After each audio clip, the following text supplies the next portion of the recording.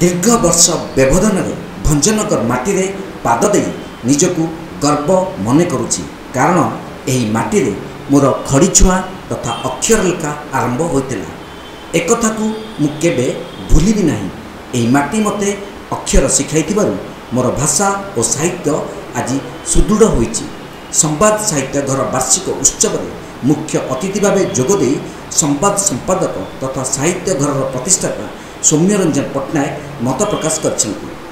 स्थानीय नियंत्रित बजार कमिटी सभागृह में अनुचित आलोचना रे सभा आरंभ विद्युत विभ्राट और माइक समस्या को देखि से कहिथिले एही कार्य पई सचिव स्तर रे निर्देश रहिछि बोधे। मोर सभा रे मते कहिबाकू विभ्राट करबा पई साहित्य आलोचना माध्यम रे 5T सचिव को टार्गेट करी से कहिसेंती 5T दुर्नीति भरी रही।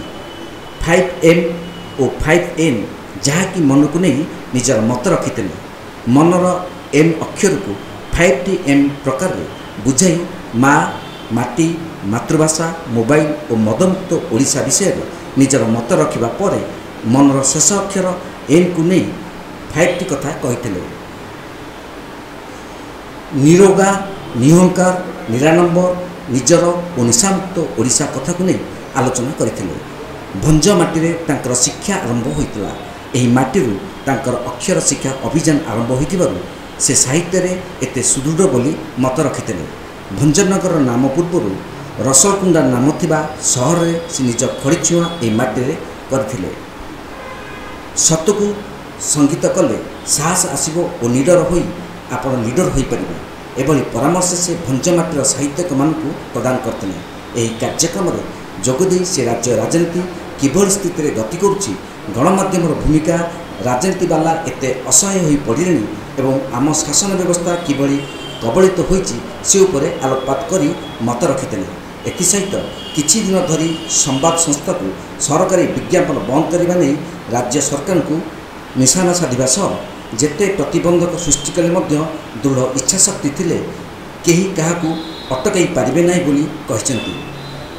साहित्य घर सभापति कृतिवास विश्वाल पौरोहित्य अनुष्ठित कार्यक्रम में संपादक संतोष जेना सभा परिचालना सह वार्षिक विवरण पाठ करथिले। एथिरे विशिष्ट अतिथि रूपे नाट्यकार डॉक्टर रमाराम पाढ़ी सम्मानित अतिथि भाव प्रोफेसर डॉक्टर सिद्धार्थ शंकर पाढ़ी साहित्य घर राज्य संयोजिका डॉक्टर शुभश्री लेंका संवाद प्रतिनिधि विश्वम्बर जेना प्रमुख मंचासीन थिले। अनुष्ठान समस्त कर्मकर्ता और सदस्य माने उपस्थित रही सहयोग करथिले।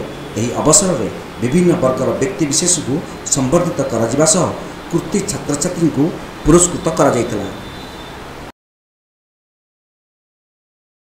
मु जिते छुआटे थी मोर बड़ भिणई जे बर्तमान ना पाखे रोली छुआटी है फल जिते खड़ी छुआ कथा जो शिक्षा आरंभ कथा है रसुल कुंडारे से कथाटी बड़ भौणी पाखे थिला बेले होता तेणु भंजमाटी को मु मोर खड़ी छुआ माटी बोली कहे।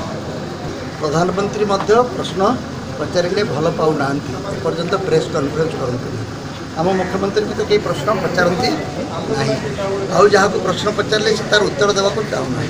शिक्षक मैंने तो पिला प्रश्न पचारे तार माड़ मार्च खराब बोली भाव तेणु प्रश्न पचार परंपरा जहाँकि गणतंत्र मूल मंत्र टे दुर्बल हो आम समस्ते से सचेतन हवा दरकार। और सांबादिक भाई तो सबुठ बेसी प्रश्न न पचारे से खबर आण कौट प्रश्न पचारे बर्तमान आमको सेक्रेटेरिएट भीतर को जीवा मना ता सहित कथा कहूँ मना। भंजनगर शिवशंकर प्रधान रिपोर्ट तीर्थक्षेत्र लाइव।